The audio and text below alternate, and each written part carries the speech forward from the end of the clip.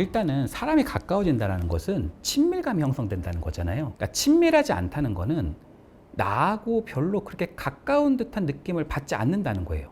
그럼 우리는 언제 가까운 느낌을 받냐면 나하고의 공통의 관심사, 나의 욕구, 기대가 조금 대략 일치될 때 그 사람과 내 사이가 친밀감을 많이 형성할 수 있다는 거죠. 그러니까 소위 이렇게 볼 수 있어요. 하나도 안 가까운 관계다. 그럴수록 오히려 경청이 훨씬 더 중요할 수 있습니다. 왜냐하면 사람의 마음은 잘 안 보이잖아요.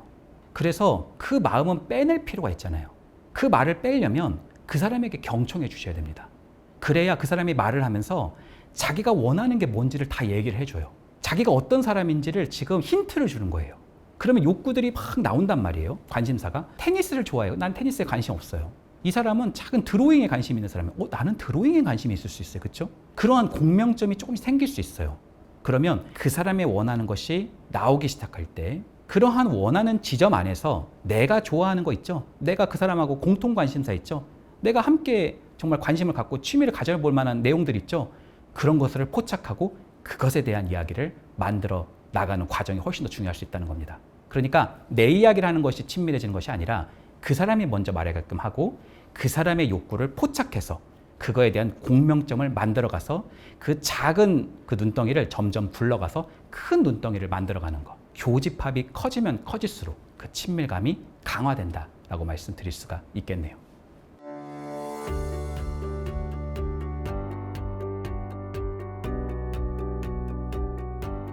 감정의 쓰레기통이라는 게 어떻게 형성되냐면 쓰레기통은 나하고 관계하는 게 아니라 그냥 쓰레기만 버리는 거잖아요. 쓰레기통을 버리면서 우리가 내 쓰레기를 버려줘서 너무너무 고맙다 그런 생각하지 않잖아요. 그렇죠? 제가 여기서 말씀드리는 경청이라든지 작은 가능성을 발견해주고 인정을 해주는 것은 대상일 때 가능한 겁니다. 만약에 그 사람이 나를 쓰레기통처럼 여겨서 그냥 자기 힘든 것만 던지고 간다든지 아니면 나를 이용해 먹는다든지 아니면 정말 사악하게 나에게 어떤 의도를 갖고 접근한다라고 한다면 일단은 내가 쓰레기통이 아니라 사람이라는 것을 보여줄 필요가 있어요. 여기서의 관계는 사람과 사람일 때 가능한 겁니다. 만약에 일방적으로 상대가 나를 전혀 사람으로 보지 않고 완전히 하대해도 되는 사람처럼 여긴다면 그 부분에서는 일단 사람과 사람이라고는 대상이 묶여있는 측면에서만 가능하다고 하는 그 전제를 말씀드리고 싶네요.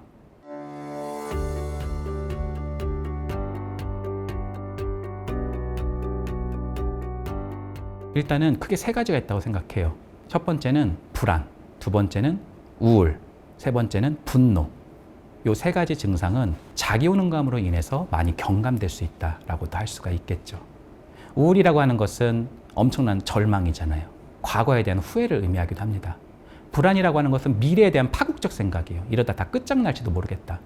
분노, 내가 엄청나게 화가 난다는 얘기는요. 내가 뭔가 좌절된 욕구를 가지고 있다는 거예요. 내가 뭔가가 박탈됐기 때문에 화가 나는 거예요. 내가 사랑받고 싶었는데 무시받기 때문에 화가 나는 거고요. 내가 자유롭고 싶은데 너가 너무 억눌려 있어서 답답한 환경이 있으니까 내가 화가 나는 거예요. 이 세 가지를 찾는 거예요. 나에게 절망이 아니라 희망찬 부분들을 조금 갖게 해보는 거. 너무 많은 미래에 대해서 아득한 부분을 그리기보다는 지금 내가 할 수 있는 부분을 몸으로 또 심리적으로 체험해보는 거.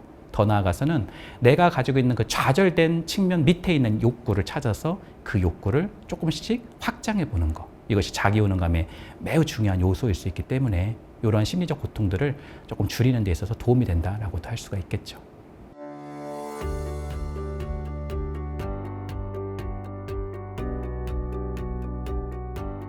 일단은 아빠들이 좀 많이 그런 경우가 있어요. 제가 이제 빈도를 보면 제가 부모 교육도 하고 또 아빠 교육들도 제가 또 하거든요. 그러면 아빠들이 좀 특히 많이 쓰는 것 중에 하나가 뭐냐면 폐쇄형 질문을 많이 써요. 아이에게 할 수 있는 최고의 양육은 생각보다 멀리 있지 않아요. 아이는 아직 작잖아요. 나는 좀 더 큽니다.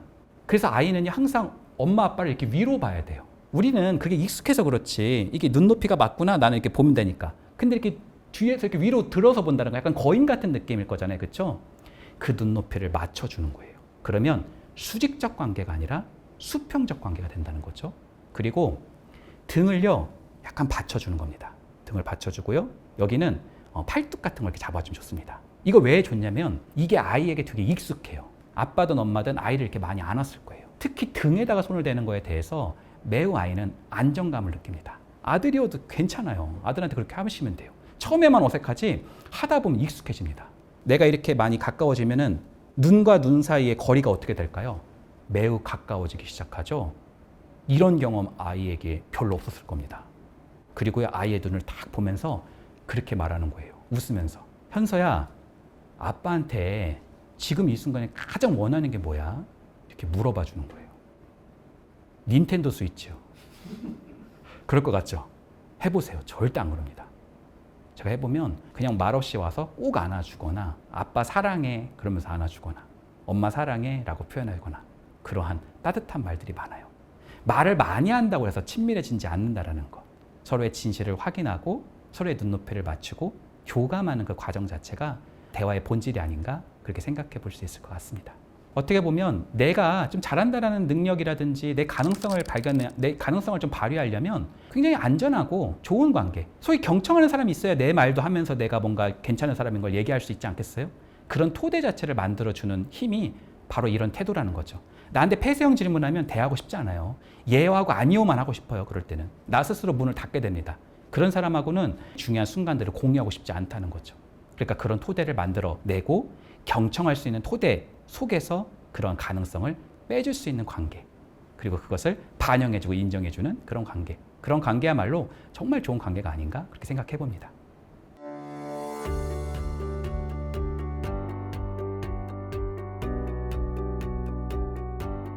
어떻게 보면 더 잘하고 싶은 건데요. 그런 경우에는 제가 한 2가지 정도 이야기하고 싶어요.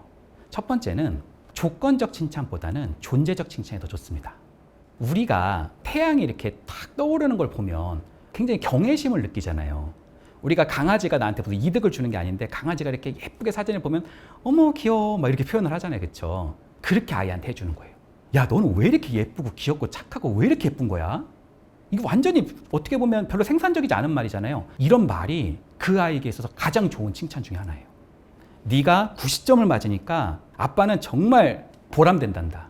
이러면 90점 미만을 맞잖아요. 아빠 아들이 아니라는 건가? 딸이 아니라는 건가? 이런 느낌을 받을 수 있어요. 그래서 생각보다 우리가 뭘 했을 때 칭찬하는 경우들이 있는데 아무것도 안 했을 때 그냥 가만히 있었는데 그런 사건 안에서 내가 그 아이를 깜짝 놀라면서 존재적인 칭찬을 해주기. 어떻게 이렇게 공주님처럼 생겼어? 왜? 뭔데? 아니 네 눈은 진짜 약간 진주 같아, 진주. 이러한 순간들 언제 많이 하죠? 첫사랑, 연인 100일 전에 많이 하잖아요. 그렇죠? 똑같이 적용될 수 있습니다. 어떻게 보면 시시껄껄한 얘기일 수 있을 것 같지만 그 사람 자체에 대해서 내가 환하게 받아주는 것, 이것이 하나일 수 있고요. 2번째 부분을 말씀드리고 싶은데, 여러분이 만약에 이제 아이에게 뭘 이렇게 잘하는 것을 칭찬하게 될 때요, 생각보다 그거는 현실태인 경우가 많습니다. 보여지는 것을 갖고 얘기할 때가 많아요. 그것도 괜찮아요. 근데 더 좋은 것이 있다면 아직은 현실태로 안 나왔어요. 그러나 가능성이 있어요. 이 아이가 아직 무슨 뭐 대단한 거는 아니에요. 근데 뭔가 아직 가능성이 조금 보여요. 돼지 그림을 그리는데 그렇게 잘 그린 거는 아닌데 약간 가능성은 있어요. 눈을 이렇게 조금 그래도 예쁘게 이렇게 잘 그렸네. 이런 게 좀 있단 말이에요. 그렇죠? 아직은 안 드러났지만 가능성으로 있는 것을 자꾸 주목해서 얘기해 주면 훨씬 더 좋은 칭찬일 수 있겠죠.